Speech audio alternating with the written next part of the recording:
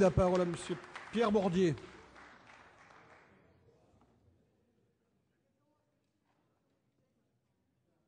le Président, Mesdames les ministres, Monsieur le rapporteur, chers collègues, avec l'ouverture au mariage pour tous, nous engagerions une nouvelle phase dans l'organisation humaine et sociale des Français. Par cette réforme, le gouvernement et la majorité engagent donc l'avenir de chacun de nos concitoyens. C'est parce que les générations futures sont ainsi concernées sur le long terme que nous estimons important que le peuple français soit consulté. Comment apaiser les craintes de chacun, faire taire les dissensions, consacrer ce changement avec force, si ce n'est par la voie du référendum. Parmi nous tous dans cet hémicycle, il y a des soutiens et des opposants à ce projet. Depuis plusieurs mois, chacun s'assomme à grands coups d'arguments, mais personne ne s'écoute vraiment. Nous assistons à une guerre de tranchées. Dans ce contexte, il reviendrait normalement au gouvernement et à la majorité de prendre une initiative forte. Ce sont eux, alors qu'ils détiennent tous les pouvoirs, qui devraient assumer les responsabilités d'une réforme qu'ils veulent ambitieuse. Visiblement, les uns et les autres ne semblent pas décidés. Nous prenons donc l'initiative de vous proposer cette motion référendaire afin que les Français puissent s'exprimer sur le sujet. Cette solution est la seule qui aujourd'hui permettrait de sortir de cette crise politique par le haut. Plus que l'humilité, c'est du courage qu'il faut au gouvernement pour affronter le suffrage populaire. Vous nous dites que cette réforme est un engagement électoral de François Hollande. Mais devant qui s'est-il engagé? Devant les Français. Il est donc temps qu'en vérité, il ait le courage de se porter devant eux pour leur donner la parole. Qu'a-t-il à craindre? Un désaveu vaudrait mieux qu'une faute morale. C'est beaucoup que de réorganiser nos structures sociales organisées autour de la famille, que de vouloir remettre en cause la présomption de paternité qui a jusque-là permis qu'une généalogie lisible puisse s'établir entre les membres d'une même famille. C'est beaucoup que de consacrer aux parents un droit à l'enfant ou un droit à la parenté, c'est-à-dire de faire en sorte qu'un enfant trouve comme réponse à un questionnement existentiel une existence fictive et naturellement impossible. C'est beaucoup enfin que de considérer que les êtres humains soient régulés selon les règles classiques qui organisent les marchés de matériel et de capitaux. Je n'invente rien puisque certains comparent désormais le ventre des femmes au bras des ouvriers. Contre ce projet, nous proposons une alternative. Soucieux que les pouvoirs publics prennent en considération les évolutions humaines et sociales dont ils doivent organiser les rapports. Nous proposions qu'une union civile permette aujourd'hui d'accorder aux uns et aux autres les mêmes droits patrimoniaux. Ajoutez à cela les dispositifs qui existent actuellement, je pense à l'adoption testamentaire et à la possession d'État, nous pensons que cette évolution est nécessaire et suffisante. Mais si nous voulons accorder une place importante au progrès, nous ne voulons pas pour autant céder à la pagaille.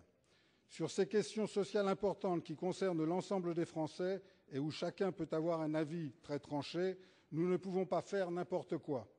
Il faut que chacun puisse, en responsabilité, s'élever au-dessus de son intérêt particulier pour avoir bien en face de sa conscience l'intérêt général de la France. Le mariage n'est pas un contrat comme les autres. Il a occupé et occupe toujours une place particulière dans notre société. On peut le regretter, mais c'est une réalité. Croit-on vraiment que l'on puisse se passer des réalités? C'est plus qu'une institution pluriséculaire qu'il faudrait remettre en cause, mais la nature même. Le mariage doit être préservé parce qu'il a tout son sens dans notre société. Il permet à un homme et une femme de s'engager auprès de leurs enfants. Il permet d'établir entre son père et son enfant un lien de filiation qui est bien plus difficile à établir que celui organique qui se crée entre une mère et son bébé. Elle permet de faire reposer sur ce père les responsabilités qui doivent vraisemblablement lui incomber, car il est vraisemblablement le père de son enfant. Quant aux filiations fictives ou à la procréation assistée, elles ont pour vocation de pallier un accident de la vie, soit de donner une famille à un enfant qui s'en trouve privé, soit de permettre à une femme de donner la vie alors que médicalement elle en est empêchée. Il ne s'agit pas de permettre une procréation ou une adoption de confort. Mais malgré cette apparence fictive, toujours nous en revenons à la vraisemblance biologique.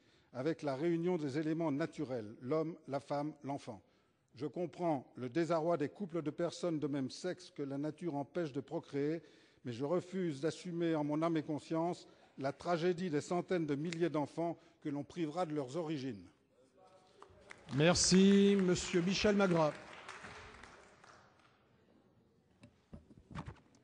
Monsieur le Président, Madame la Garde des Sceaux, Madame la Ministre, chers collègues, je suis profondément convaincu qu'en demandant aux électeurs de décider de l'ouverture ou non du mariage aux couples de même sexe, le Parlement accomplirait un devoir démocratique à l'égard des Français. Jusqu'ici, en effet, ce sont les enquêtes d'opinion qui font office de consultation populaire. Les chiffres les plus optimistes donnent 55 à 60% des Français sondés favorables au mariage de couples de même sexe. Mais dans le même temps, ils sont 56% à être défavorables à l'adoption par ces mêmes couples. Or, le mariage, Madame la Garde des Sceaux, vous l'avez affirmé hier, emporte ipso facto l'adoption. Il y a donc dans l'opinion une contradiction. Le mariage est lié à l'adoption, mais les Français sondés veulent du premier et ne veulent pas de la seconde. C'est pourquoi ces deux chiffres soulèvent une question. Le débat a-t-il été suffisant pour que le lien entre les deux soit parfaitement perçu? Il faut croire que non. Il faut voir parallèlement, dans la présence de ce million de Français dans les rues de Paris, le 24 mars dernier, une demande d'expression. Alors certes, l'article 11 de la Constitution ne prévoit pas expressément qu'un référendum puisse être convoqué sur une question sociétale. Mais, par leur caractère systémique, les questions sociétales englobent plusieurs domaines, y compris la politique sociale visée par le même article 11.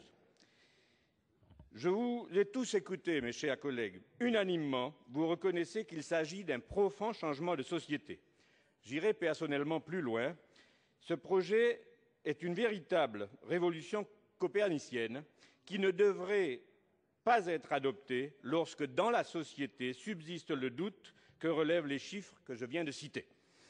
Pour ces raisons, un référendum me semble ni anticonstitutionnel et encore moins antidémocratique. Je ne doute pas que si sur ces bancs nous divergeons sur de nombreuses questions, nous partageons d'être profondément respectueux de la Constitution et unanimement attachés à la démocratie. À cet égard, l'ouverture du mariage aux personnes de même sexe constituait une des propositions du programme du président de la République élu. Mais pour autant, la Constitution ne dit pas que l'élection présidentielle est incompatible avec le référendum, ni que cette dernière vaut référendum. Et surtout, on ne peut que se réjouir de la vivacité de la démocratie chaque fois qu'on donne la parole aux électeurs. Ceux qui ont manifesté, nombreux le 24 mars, le réclament. Le débat a été diffus durant ces dernières années. Depuis le Pacs, il serait exagéré de considérer que la campagne présidentielle a été l'occasion d'un véritable débat. Et puis, si les Français avaient approuvé le mariage par l'élection présidentielle, alors un référendum ne serait que confirmer l'adhésion d'une majorité d'entre eux. Mais un référendum aurait également le mérite de permettre à ceux qui n'y sont pas favorables de s'exprimer autrement que dans la rue, autrement que par les centaines de mails que nous recevons depuis plusieurs semaines, et enfin d'ouvrir un débat. La démocratie doit permettre à tous de s'exprimer. Pouvons-nous transiger sur ce principe? La suspicion d'homophobie a largement occulté le sujet de fond et a cristallisé les récents débats. Ainsi, ceux qui n'étaient pas favorables à l'ouverture du mariage aux couples de même sexe ou défavorables à l'adoption ont été autant, voire davantage contraints de se défendre de toute forme d'homophobie que d'expliquer en quoi ils étaient attachés à la famille, à un repère culturel fort. Car en réalité, c'est là que se situe l'enjeu du mariage. C'est bien pour cela que la Cour européenne des droits de l'homme, en renvoyant à la souveraineté des États s'agissant de l'ouverture du mariage aux personnes de même sexe, rappelle que le mariage est profondément enraciné dans la culture de chaque pays. L'ouverture du mariage aux couples de même sexe n'est pas un changement de périmètre. C'est un projet qui touche à un repère culturel profond et qui, en tant que législateur, nous renvoie à une dimension essentielle de notre fonction. En effet, si l'on considère que l'ouverture du mariage est inéluctable parce qu'il correspond à une évolution de la société, cela signifie-t-il que le Parlement devienne une chambre d'enregistrement des mœurs? Pourtant, ces missions essentielles de législateurs que nous sommes est de définir les limites de la société. J'en terminerai ainsi. Ce texte repousse les limites souhaitées par la société, car si les Français sont favorables à l'union, Il reste qu'ils le sont dans la limite de l'adoption, c'est-à-dire seuls 44% d'entre eux expriment une opinion totalement favorable. Or, le projet de loi n'entend pas cette nuance. Pour cette raison, à titre personnel, je voterai la motion et je pense, mes chers collègues, que nous ne devrions pas rater cette occasion qui nous est offerte de consulter le peuple français. Merci. Monsieur Christian Cambon.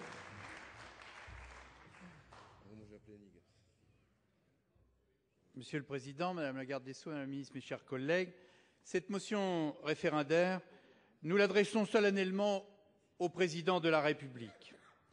Nous l'adressons à lui qui a revendiqué tout au long de sa campagne de garantir l'unité nationale. C'est à lui qu'il appartient aujourd'hui de maintenir, de rétablir la concorde nationale que ce projet de loi met à mal. Cette demande, elle est légitime. Un bouleversement aussi profond de notre société, de ses symboles et de ses valeurs, mérite bien que le peuple donne son avis. Il était assez cocasse, du reste ce matin, d'entendre notre collègue Jean-Michel Beillet, que je respecte tout à fait par ailleurs, rappeler avec quelle force la gauche avait exigé un référendum au sujet de la réorganisation des bureaux de poste, et de le voir aujourd'hui refuser ce même référendum pour une question sans doute de moindre importance, simplement la place du mariage dans le statut de la famille. Or, comme Gérard Longuet l'a rappelé ce matin, ce débat, Madame le garde des Sceaux, vous l'avez voulu, mais la société française s'en est emparée. Nous sommes nombreux, encore pour quelque temps, à être des élus territoriaux. Or, il n'est pas de jour où nous ne soyons questionnés, interrogés et même mis en cause sur ce sujet. Nos concitoyens nous demandent même, sur le terrain, l'organisation de débats locaux pour mesurer les conséquences incalculables d'un tel changement. Ne méritent-ils donc pas de donner leur avis? N'ont-ils pas le droit, eux aussi, d'exprimer leur approbation ou leur opposition à ce projet, alors même que nous les voyons quitter les bureaux électoraux, élection après élection? Mais que craignez-vous, chers collègues de la gauche, vous qui si souvent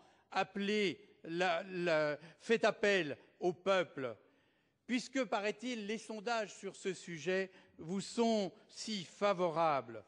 En ces temps de disette de popularité, un bon résultat vous aiderait sûrement. Avez-vous donc peur de la réponse du peuple français? Alors, pour contrer cette motion, vous convoquez toutes sortes d'arguments possibles. Bien sûr, le relent d'homophobie. Mais, mesdames les ministres, il n'y a personne d'homophobe ici, dans cette Assemblée, sur aucun de nos fauteuils. Et nous n'avons pas, pour notre part, à nous justifier, pas plus que vous. L'explication de texte, par ailleurs, sociétale, n'est pas sociale, dites-vous. Mais croyez-vous sincèrement que face aux enjeux d'un tel débat, une telle controverse s'arrête à une telle dialectique? Alors, on va chercher l'explication constitutionnelle et ce fameux article 11 que l'on triture dans tous les sens. Sa rédaction visant, je cite, la politique économique, sociale et environnementale, n'est-elle pas justement et n'a-t-elle pas été conçue pour être utilisée en couvrant le spectre le plus large de l'action de l'État? Méfiez-vous, chers collègues, des commentateurs, exégètes de tout poil, et référez-vous plutôt à ceux qui, tel le général de Gaulle en 1962, ont utilisé le référendum pour faire parler le peuple contre l'avis de tous les juristes les plus chevronnés, qui parlaient d'un coup de force que même l'approbation des urnes ne suffirait pas à absoudre. Or, cette réforme n'a-t-elle pas refondé notre propre Constitution par le seul jeu de la légitimation populaire? Non, le recours à la sagesse populaire n'est pas toujours la résurgence du populisme lorsque les questions fondamentales se posent à notre société. Or, vous le savez, ce projet de loi divise les Français. Ce n'est pas en utilisant les moyens dérisoires des faux décomptes de manifestants que vous tarirez les cortèges d'opposants, d'hommes et de femmes de bonne foi qui, voyant qu'on ne les écoute pas, n'ont plus qu'à descendre dans la rue pour se faire entendre. Nous pouvons nous aussi vous opposer les analyses juridiques extrêmement argumentées de juristes qui ont même en robe manifesté à plusieurs occasions. Des professeurs de droit tels que le professeur Mainguy, le professeur Mathieu et bien d'autres qui rapportent à l'envi que ce qui relève de la famille relève du social. Et ils rappellent aussi que le préambule de la Constitution de 1946 traite de la famille comme un élément de la protection sociale. Alors le président de la République et sa majorité peuvent jouer sur les mots, se prêter à des exercices de contorsion intellectuelle. Vous dites que c'est l'une des promesses électorales, qu'elle a été avalisée par le peuple français par son élection. Une autre promesse plus importante, celle-là, était de faire baisser le chômage. Mettez donc plus d'entrain à la mettre en œuvre. Elle vous réconciliera sûrement avec les Français qui en doutent. Alors nous allons soutenir cette motion référendaire et vous invitons à faire de même, chers collègues. Votez-la, que vous soyez favorable ou que vous n'y soyez pas à ce projet de loi, sur un argument qui emporte tous les autres, au-delà des responsabilités parlementaires que nous avons. Lorsqu'un pilier essentiel de la société est en jeu, la parole du peuple est un fondement de la démocratie. Merci. La parole à Madame Caroline Cayeux.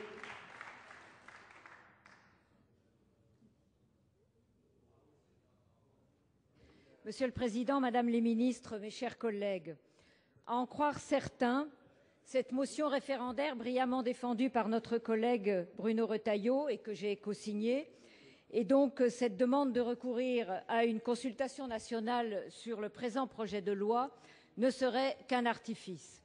Permettez-moi de regretter que certains dans cette Assemblée et ailleurs puissent considérer que le recours à la sagesse populaire ne soit qu'un subterfuge. Ce référendum ne serait donc, selon certains, qu'un instrument au service de positionnements politiques. Je voudrais, mes chers collègues, leur dire qu'il n'en est rien. Non, Madame la garde des Sceaux, ni vous-même, ni le Président de la République ne sortiriez affaiblis d'une consultation nationale sur un sujet aussi fondamental pour l'avenir de notre société. Bien au contraire, un vote favorable des Français à l'endroit du mariage pour tous, comme on le sous-entend, consoliderait le gouvernement et la majorité.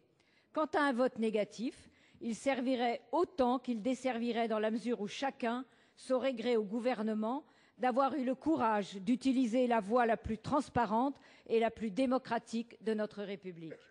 Je ne crois pas que l'exécutif, la majorité ou l'opposition, certains partis ou certains leaders puissent tirer leur épingle du jeu en refusant l'utilisation du référendum.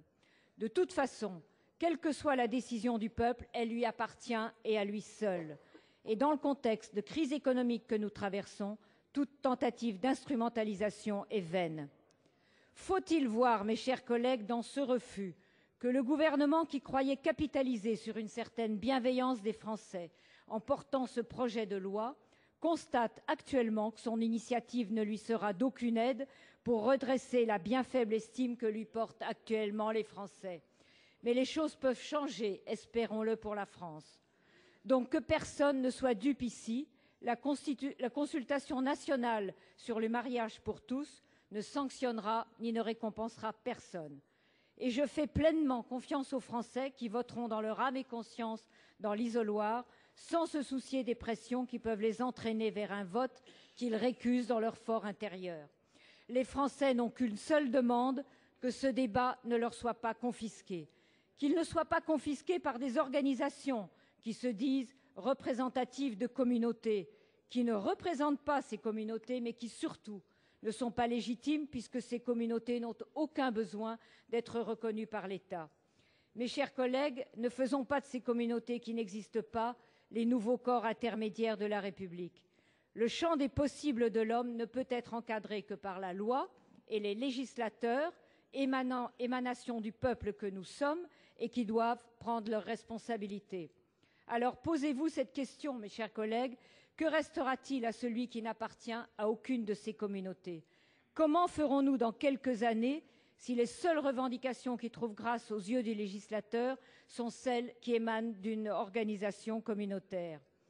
Notre démocratie est-elle si malade que pour nous donner bonne conscience, pour pouvoir ignorer la crise sociale, nous saupoudrons quelques communautés davantage non justifiées? Alors, mes chers collègues, n'ayez pas peur du référendum, laissez le peuple s'exprimer, Donnez-lui la parole et votez avec courage pour cette motion. Merci. La parole à Madame Catherine Deroche. Merci, Monsieur le Président, Mesdames les ministres, mes chers collègues. À ce moment du débat, je ne reviendrai pas sur les fondements de la motion référendaire. Bruno Retailleau l'a fait de façon remarquable ce matin. Je voulais dire que je partage le sentiment exprimé par certains d'entre nous. Nous avons certes une légitimité. Et cette légitimité, nous la tenons des élections récentes. Et pour nous qui avons été élus ou réélus en 2011, il faut bien l'avouer, lors de la campagne des sénatoriales, avec nos grands électeurs, à aucun moment nous n'avions abordé ce sujet. À aucun moment nous avons reçu un mandat, soit pour, soit contre, pour ce texte. Or, qu'est-ce que nous avons fait depuis? Ça a été le cas dans le département de Maine-et-Loire, avec Christophe Béchu, avec nos collègues députés. Nous avons organisé des débats dans lesquels sont venus des élus de toutes tendances, des maires, qui nous ont dit leur désarroi face à ce texte, face en effet à ce que serait leur position et la position qu'ils devraient prendre en tant qu'officiers d'état civil. Nous avons entendu des associations, nous avons reçu des familles, des parents d'homosexuels, des homosexuels. Tous nous ont dit leurs sentiments sur ce texte. Et c'est vrai qu'au fil du temps, au fil de la réflexion, nos propres convictions ont pu évoluer. Mais nous avons surtout senti que c'était un sujet complexe, un sujet sur lequel nous devions nous attarder. Or, le texte que vous nous proposez, c'est un texte tout ficelé, qui certes n'est qu'une première étape, mais ce n'est qu'une première étape, avec derrière les conséquences qui sont celles de la PMA, la GPA, sur lequel nous devrons discuter. Je pense qu'à ce moment, il faut en effet retourner vers le peuple. Le président de la République ne peut nier les centaines de milliers de personnes qui ont manifesté. J'ai pour ma part participé aux 2 manifestations et je crois que vous minimisez l'importance de ces manifestations. Vous n'avez pas senti ce qui avait été différent entre la première et la seconde. Lors de la seconde manifestation, nous avons senti une exaspération. Pas une exaspération par rapport à la politique économique ou du gouvernement.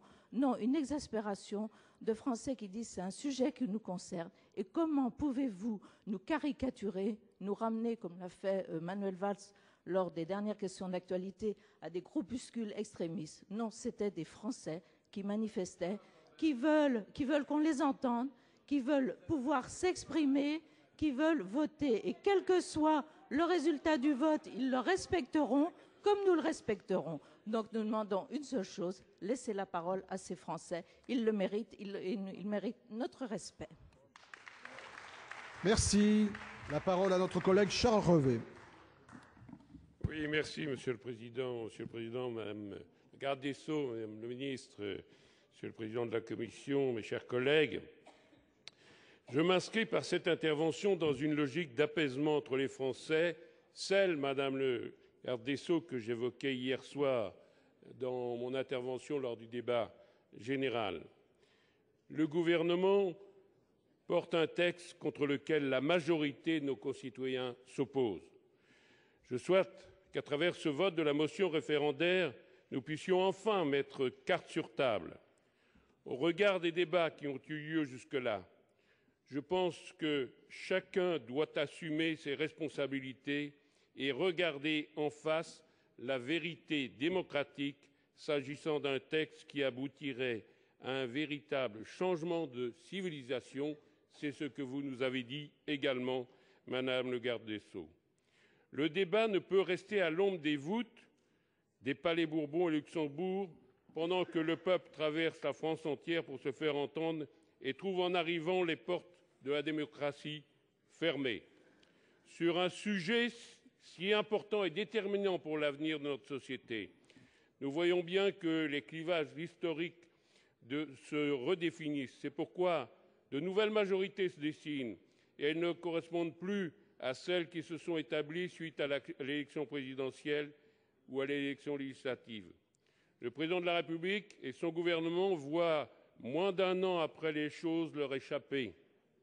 Peut-être se tromperait-il mais j'aime à penser que lorsque les citoyens que nous représentons se défient de notre action, au lieu de les craindre, il faut aller vers eux, leur expliquer les choses, faire preuve de pédagogie.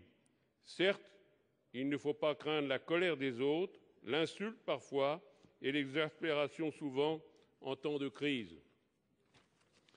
Le président de la République et sa majorité sont sourds en refusant d'entendre la réaction inquiète et forte de nos concitoyens. En démocratie, lorsque les représentants fuient le suffrage populaire, ce n'est jamais bon signe. Au lieu de fuir la contradiction, vous devriez la rechercher. C'est ainsi, en tout cas, que je conçois, en ce qui me concerne, la force de la consultation populaire. Je crois qu'il devient urgent de soumettre le présent projet à un référendum précis et sans ambiguïté.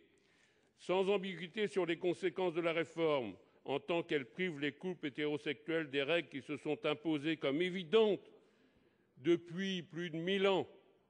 Celle qui porte sur la présomption de paternité, dont la consécration pratique se traduit par la transmission du nom paternel afin d'établir une filiation claire et lisible.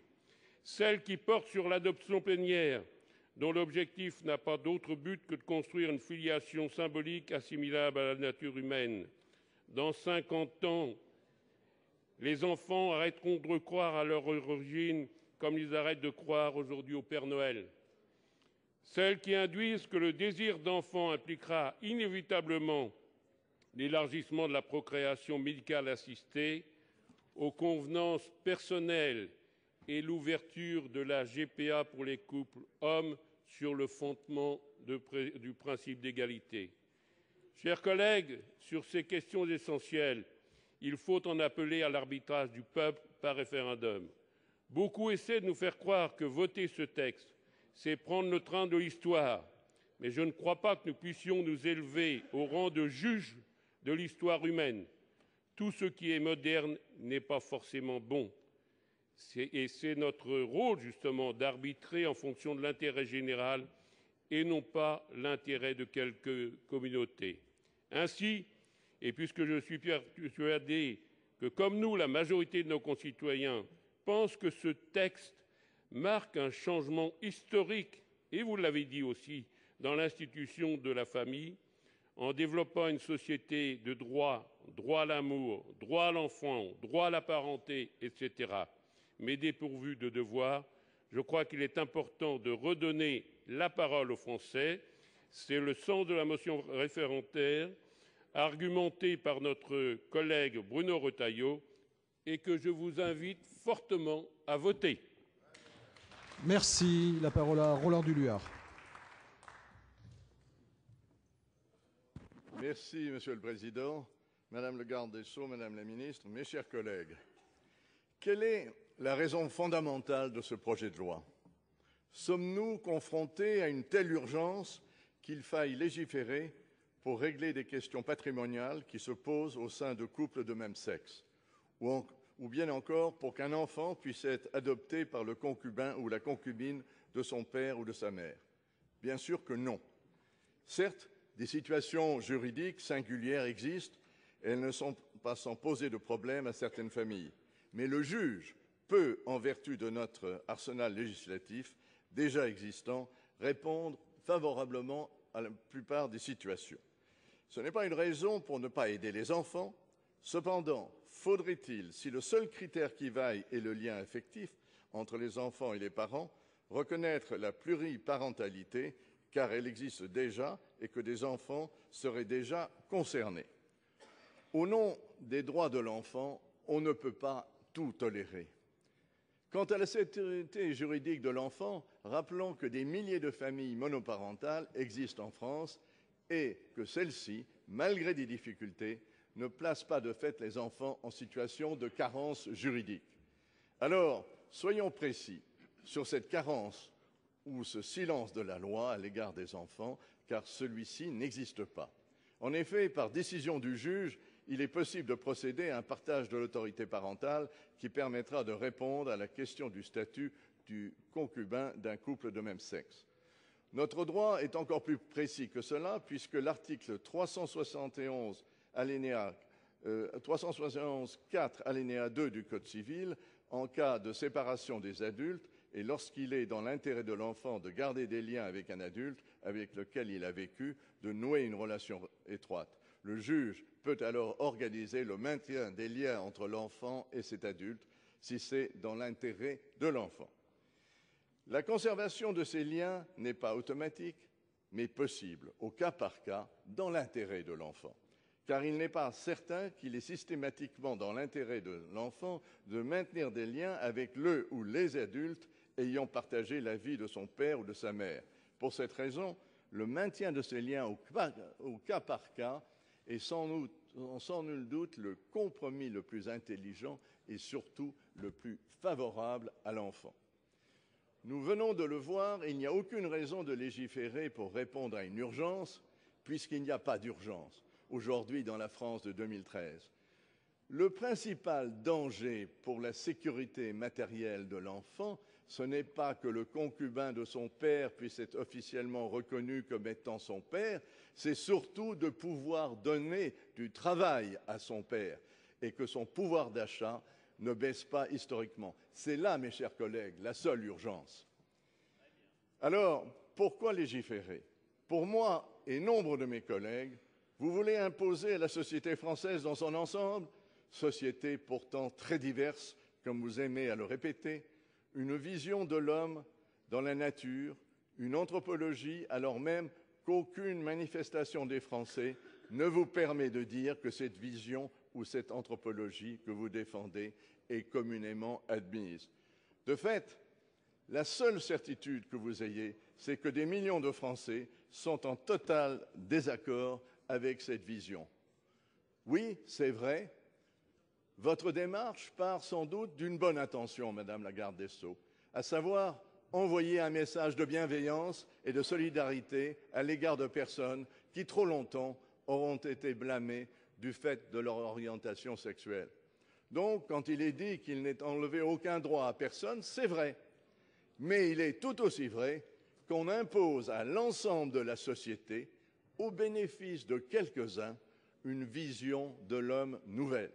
Or, à moins que cette vision de l'homme nouveau soit explicitement validée par l'ensemble de la population, car c'est bien au peuple de décider de ses mœurs et non à des technogestionnaires, on ne traduit pas dans la loi une telle rupture anthropologique. Pour ces raisons, le référendum est la dernière possibilité donnée au gouvernement et à sa majorité pour ne pas trahir l'idée selon laquelle il revient au peuple de choisir. Aussi, mes chers collègues, vous l'avez compris, je vous demande d'adopter cette motion référendaire. Merci, Monsieur le Président. La parole est à notre collègue Yves Détraigne.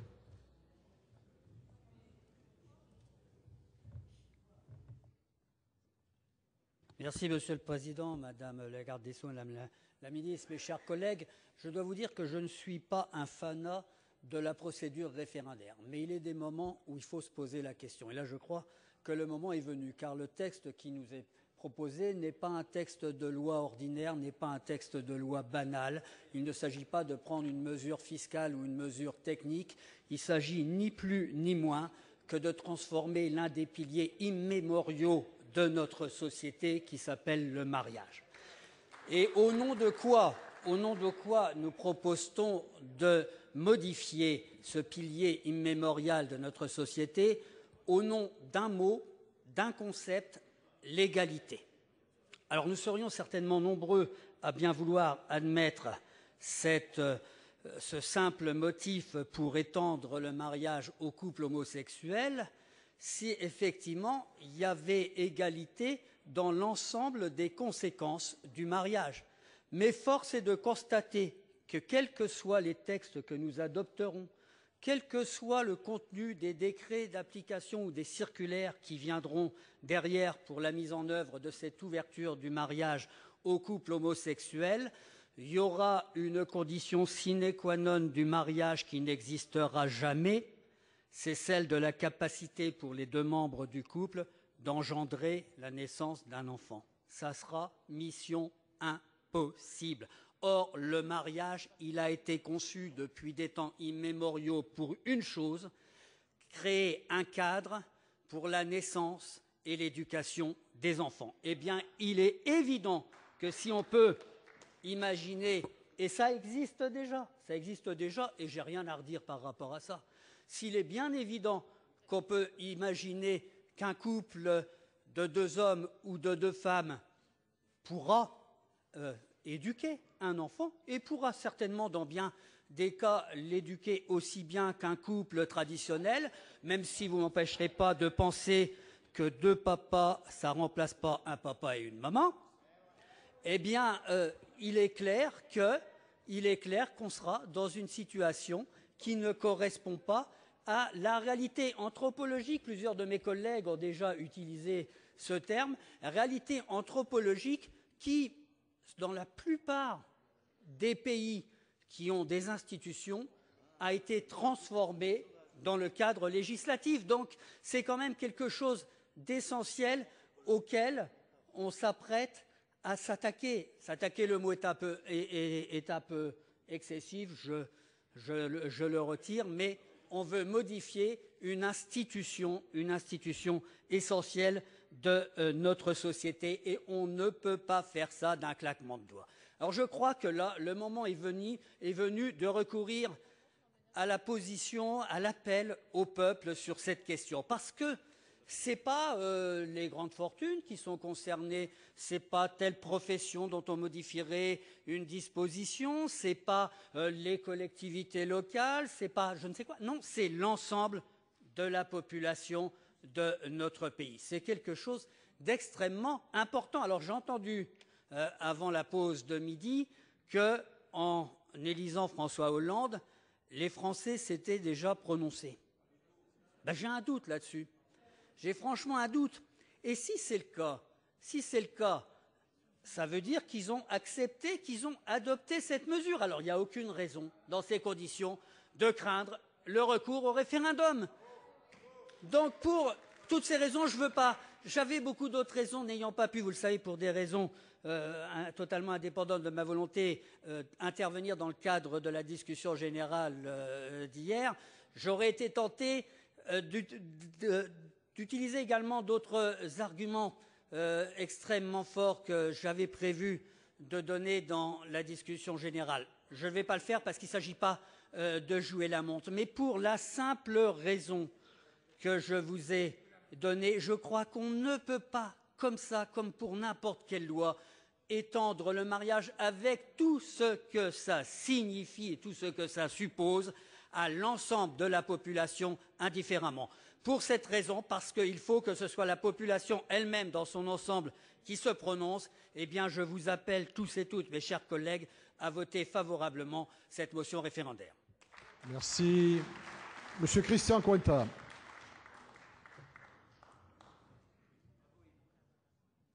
Oui, Monsieur le Président, Madame la Garde des Sceaux, mes chers collègues, nul ne peut nier qu'ouvrir le mariage aux personnes de même sexe ne touche pas à des questions de société. La preuve, c'est que si ça ne touchait pas à ces questions de société, si ce n'était qu'une question d'égalité de droit ou autre, il n'y aurait pas eu autant de personnes manifestées dans les rues. Ce n'est pas pour l'égalité de droit avec des couples homosexuels qu'on descendrait dans la rue. C'est parce que ceux qui sont descendus dans la rue ont peur pour l'avenir de la famille. Il faut en être conscient. Ils ont peur de voir notre société évoluer dans des directions qu'ils ne maîtrisent pas. Et cette crainte, à tort ou à raison, elle existe et nous devons en être conscients. Mais d'un autre côté, on sait bien que les conséquences de cette ouverture du mariage sont essentiellement d'ordre social. Vous avez dit, monsieur le rapporteur, qu'il fallait se préoccuper, et vous l'avez dit à juste titre, et je vous suis sur ce point, qu'il faut se préoccuper des enfants qui vivent actuellement dans les couples homosexuels, qui ont besoin de reconnaissance, de protection, de droits. Mais ce sont des questions sociales. Même chose d'ailleurs pour les conjoints. Ce sont des questions sociales. La preuve, vous-même, quand vous parlez d'un deuxième parent, vous dites le parent social. C'est la raison pour laquelle il y a autant d'éléments qui militent pour un référendum que pour d'autres. Alors, je ne suis pas forcément enclin à toujours tout remettre au référendum, mais je dois constater que quand on touche aux questions de société qui sont importantes, qui vont au cœur même des valeurs de chaque individu, on peut le faire sans lui demander son avis au peuple, mais à condition qu'il y ait un consensus qui se dessine au Parlement. C'est-à-dire que ça dépasse tout simplement la question de majorité et d'opposition. Or, vous le voyez bien, chers collègues, chers amis, il n'y a pas de consensus. Pas du tout même. Il y a une crispation de plus en plus forte et qu'on ressent à la fois chez les citoyens et chez les élus. Parce que ça touche à des questions qui font peur. Vous savez très bien que, je peux parler d'autant plus librement que vous le savez, j'estime que nous devons légiférer dans ce domaine. Nous n'avons pas le droit de rester sans rien faire. Et je préfère une solution qui ne me plaît pas trop, celle du mariage, à pas de solution du tout. Parce que moi, je regrette, mais c'est ma politique, ma vie, je préfère le droit au bonheur pour chacun, à condition qu'il y ait le respect pour tous. Et c'est ça qui doit nous guider. Donc, il faut faire quelque chose. Mais quand on n'est pas compris, alors il n'y a pas 36 000 solutions. Il faut retourner vers le peuple. Il est là, le référendum le permet. Ce n'est pas déshonorant ni pour une majorité ni pour une opposition. Au contraire, puisque nous voyons que même moi qui voterai pour le référendum, qui voterai pour la motion et qui voterai pour le référendum s'il a lieu, je vous le dis franchement, si on n'arrive pas à un accord, ça ne tiendra pas. Il faut au contraire qu'on arrive à faire participer les citoyens, ne serait-ce que pour leur expliquer. Quand je leur explique ma position, j'ai plus de chances d'être entendu que quand je ne l'explique pas. Quand je n'explique pas, au contraire, j'ai droit aux insultes, aux menaces, etc. Mais quand je l'explique, on dit « Ah bon, tiens, oui, mais il y a quand même des risques. » Je dis « Oui, mais il y a des fois où dans la vie, il faut prendre des risques si on veut faire progresser la société. » Donc voilà pourquoi il faut demander au peuple de trancher. Je crois que c'est très important. Car il y a un autre élément que je voudrais dire pour terminer, Monsieur le Président, mes chers collègues, et je m'adresse à ceux qui sont sur le banc de la majorité. Je constate que le désir de démocratie est toujours très fort sur le banc de l'opposition, mais s'émousse considérablement quand on arrive sur ceux de la majorité, quelle qu'elle soit d'ailleurs, quelle qu'elle soit. Vous avez été dans l'opposition, vous aviez un grand désir de démocratie. Alors n'oubliez pas ce désir de démocratie que vous avez et que nous avons retrouvé nous-mêmes. C'est donc tout est réuni pour qu'on puisse se retrouver sur cet appel au peuple. Et en plus, on vous fait une fleur, les amis, on vous fait une sacrée fleur avec cette motion. Énorme fleur. On vous donne l'occasion de redorer, et il en a bien besoin, le blason du président de la République. Car le président de la République, s'il s'adresse au peuple sur un sujet aussi important, croyez-moi, même ceux qui ne l'aiment pas, eh bien, ils apprécieront le geste. Et ils diront « Ah, chapeau ». Donc moi, je vous dis, c'est votre intérêt. On n'aurait jamais dû déposer cette motion. Parce que si vous la votez, c'est vous qui en tirez le bénéfice. Alors, votez-la, chers amis, votez-la, comme je la voterai moi-même. Merci. La parole à M. Jean-Pierre Leleux. Monsieur le Président, Madame la Ministre et mes chers collègues, nous sommes nombreux pour un jeudi et un vendredi à participer à ce débat important. Nous intervenons les uns et les autres avec la force de nos convictions. Nous intervenons les uns avec calme, les autres avec fougue. Nous intervenons chacun avec notre fibre, celle qui nous anime, qu'elle soit historique, juridique, humaniste, sociétale, culturelle. C'est ainsi que nous démontrons la richesse, la diversité et l'importance du sujet qui est soumis à notre examen. C'est donc un sujet qui a de multiples facettes. C'est un sujet qui va beaucoup plus loin que cette simple locution de mariage pour tous, locution que je trouve extrêmement marketing et à propos de laquelle d'ailleurs je m'interroge sur le fait de n'avoir entendu aucune voix s'élever pour qu'on dise pourquoi mariage pour tous et pourquoi ne serait-ce pas mariage pour tous et pour toutes. C'est la première fois que je n'entends pas le souci d'ouverture plurielle de ces sujets. Et ce débat, franchement, je le trouve beau et je le trouve aussi, si vous le permettez, un peu frustrant et désespérant. Je le trouve beau parce que justement, il a cette richesse et que chacun y va de sa conviction et je ne me remets en cause aucunement la conviction des uns et des autres qui interviennent dès lors que toutes sont respectées, ce qui n'est pas forcément toujours ressenti. J'ai personnellement, depuis hier, ressenti des mimiques, des interventions qui pouvaient laisser penser que ceux qui les exprimaient avaient à notre égard un petit relent de dédain, comme si nous étions les derniers ringards et que seuls les modernes auraient droit à faire progresser dans cette voie la société qui est la nôtre. Alors du coup, je suis allé dans mon dictionnaire. Et j'ai été regarder, pour essayer de me consoler, j'ai été regarder l'étymologie et la définition de ringard. Et je me suis surpris à découvrir que le mot ringard, au fond, c'est le mot ancien de tisonnier. C'est-à-dire cet instrument et cet outil qui ravive en fait la flamme du foyer, foyer que vous êtes en train d'étouffer avec la présente loi. Aussi, comme la loi sur le cumul des mandats n'est pas encore adoptée, je me réjouis d'être en même temps maire d'une commune de 52 000 habitants et parlementaire, ce qui me permet de ramener ici, comme beaucoup d'entre vous, au Sénat, ce que j'entends le matin à 7 heures quand je bois le café avec mes concitoyens et que je viens vous dire ici et que je suis sûr que nous soyons de gauche ou de droite, nous entendons dès lors que nous entendons la voix du peuple. Qu'est-ce que j'entends? Le clivage parlementaire n'a rien à voir avec le clivage du peuple. Le clivage que nous avons constitué avec un débat un petit peu étriqué quand même malgré tout, qui nous a cantonnés chacun dans notre camp d'opposition et de majorité, n'est pas conforme au débat qui se passe dans la société d'aujourd'hui ou de nombreux amis que nous avons tous dans l'autre camp. Car qui pourrait avoir l'hypocrisie de dire que nous n'avons pas des amis à gauche et que vous n'avez pas des amis à droite? Nous sommes tous comme ça. Et qu'est-ce qu'ils me disent? Mais moi, je ne suis pas forcément d'accord avec votre loi. Et je connais beaucoup de gens de gauche. Comme je connais aussi quelques parlementaires de gauche qui n'ont pas du tout envie que cette loi passe. D'ailleurs, à droite, chez nous, il y a aussi des gens qui souhaiteraient l'adopter.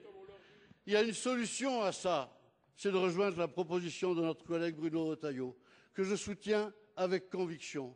C'est dans ce cas-là, très particulier, car il est rare que ce phénomène se produise, c'est de faire appel au peuple pour trancher ce que nous avons fait ici, c'est-à-dire un débat entre deux camps, déjà très cristallisé, mais qu'il faut débloquer au niveau du peuple. Vive le référendum. Merci. La parole à Jean-Michel Bailly.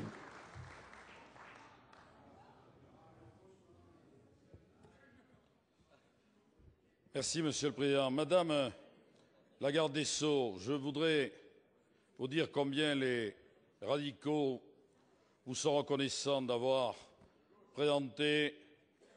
Ils sont de gauche ou ils ne sont pas, les radicaux. Regardez l'histoire de France. D'avoir présenté devant le Parlement un beau texte républicain qui fait avancer dans notre pays la liberté, qui donne davantage d'égalité et qui est porteur de fraternité. Merci, Madame le ministre, et merci au gouvernement, au Premier ministre et au Président de la République. Je constate que nos collègues de l'opposition sont subitement, j'en comprends les raisons, et c'est leur droit, pris d'une frénésie, je l'ai dit ce matin à la tribune, référendesque, mais je voudrais quand même leur rappeler qu'en 10 ans, quand vous étiez en responsabilité, vous n'avez organisé qu'un référendum, et c'était il y a 8 ans. Aucun pendant le dernier quinquennat. Donc ce que vous réclamez aujourd'hui à corps et à cri me semble davantage procéder, comme vous l'a dit Madame la ministre, d'une ruse, parce que vous avez déjà été minoritaire à l'Assemblée nationale et que vous sentez bien que vous allez l'être dans quelques jours au Sénat pour tenter de retarder le verdict et éviter la défaite. Mais si je vous reconnais, bien naturellement le droit à cette procédure référendaire. Je voudrais quand même vous dire qu'il faudrait vous mettre d'accord sur son fondement. Certains la réclament parce que ce texte aurait une dimension sociale, quand d'autres, immédiatement après, parlent de dimension sociétale. Alors il faudrait savoir s'il s'agit pour vous d'un point social, que c'est à ce titre-là que vous réclamez un référendum, ou s'il s'agit vraiment d'un problème de société. Pour nous, il s'agit tout simplement d'un point d'humanité et de générosité. Enfin, avant d'en terminer, oui, d'égalité, je l'ai dit en commençant, avant d'en terminer, je voudrais quand même vous dire combien nous ne pouvons accepter que vous ayez l'impression, enfin que vous vouliez donner l'impression que nous sortirions ce texte comme un lapin d'un chapeau. Pendant toute... Non mais, si vous vitupérez avant que je me sois exprimé, c'est vraiment par principe. Donc, je voudrais vous donner quelques informations à ce sujet. Pendant toutes les primaires citoyennes, regardées par des millions de téléspectateurs, nous avons porté cette proposition. Tant François Hollande que moi-même et qu'un certain nombre d'autres. Dans toute la campagne électorale, à chaque meeting, nous l'avons reprise. Donc, et nous continuons en ce moment même, sur le terrain, à aller tenir des réunions d'explication, de rencontres et de concertation. Donc vous pouvez toujours nous dire qu'on peut faire mieux. Vous en savez quelque chose qu'on peut toujours faire mieux. Mais vouloir faire croire que nous n'aurions pas suffisamment informé nos concitoyens et qu'ils n'avaient pas compris qu'en nous donnant la majorité, c'était consubstantiel de ce texte, comme d'ailleurs du droit de mourir dans la dignité, je vous le dis par avance, au cas où vous auriez les mêmes idées, c'est mensonge et c'est faire bien piètre opinion de ce que nous avons dit, mais surtout de ce qu'ont voté les Français. Ils savent très bien, parce qu'ils ont lu nos programmes, que cela était dans notre programme. Ça peut vous faire bizarre quand une majorité tient ses engagements, mais pour nous, c'est tout simplement la simple logique. Donc, Madame la Ministre, merci pour ce magnifique texte. Il va de soi que les radicaux de gauche et dans sa majorité le RDSE voteront contre cette motion référendaire.